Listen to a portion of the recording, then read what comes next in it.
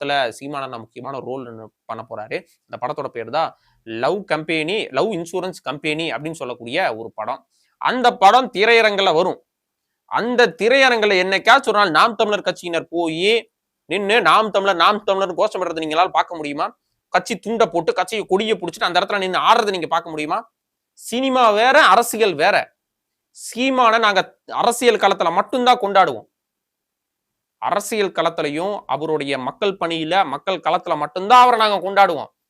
அவருக்கு சினிமாக்குள்ள அவர் போயிட்டாருன்னா அவர் வெறும் ஒரு நடிகர் தான். அந்த நடிகருக்கு என்ன மரியாதையோ, அந்த நடிகருக்கு என்ன அபிமானமோ, அந்த நடிகருக்கான கொண்டாட்டம் என்னவோ அது மட்டும்தான் போய் சேரும்.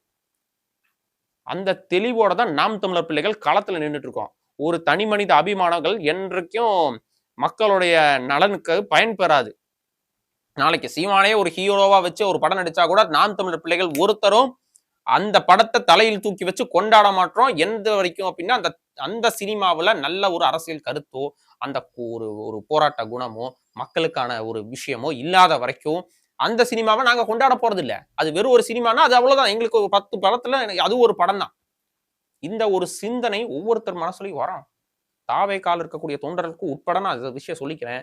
சினிமா வேற, அரசியல் வேறங்கிறத பிரிச்சு பாருங்க. விஜய் சினிமால விஜய் பார்க்க போறீங்கன்னா வெறும் விஜய் அப்படிங்கிற கொண்டாட்டத்துல போங்க. அரசியல் களத்துக்குள்ள வரீங்க அப்படின்னா அவர் ஒரு அரசியல்வாதியா பாருங்க, ஒரு கட்சியா பாருங்க. உங்க கட்சியோட துண்டை, கட்சியோட கொடியை எந்தெந்த இடத்துல பயன்படுத்தணுமோ அந்த இடத்துல மட்டும் பயன்படுத்துங்க. அதுதான் நாகரிகமா இருக்கும். 2026 தளபதி கோட்டை.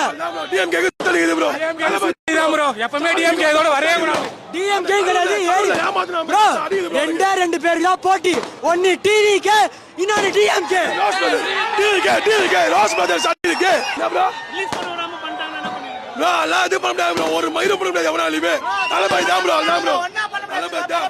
விஜய் கட்சி ஆரம்பிச்ச முதல் மேடையில் சொல்லியிருப்பாரு, டீசன்ட் அப்ரோச், டீசன்ட் பாலிடிக்ஸ் அப்படின்னு சொல்லி. அந்த டீசன்ட் அப்ரோச், டீசன்ட் பாலிடிக்ஸ் தான் இப்ப நீங்க பாத்துட்டீங்க. ஒருத்தன் அதாவதுங்க, இப்போ எங்களுக்கெல்லாம் கடவுள் நம்பிக்கை இருக்கா இல்லையாங்கிறதுல ஒரு பக்கம்.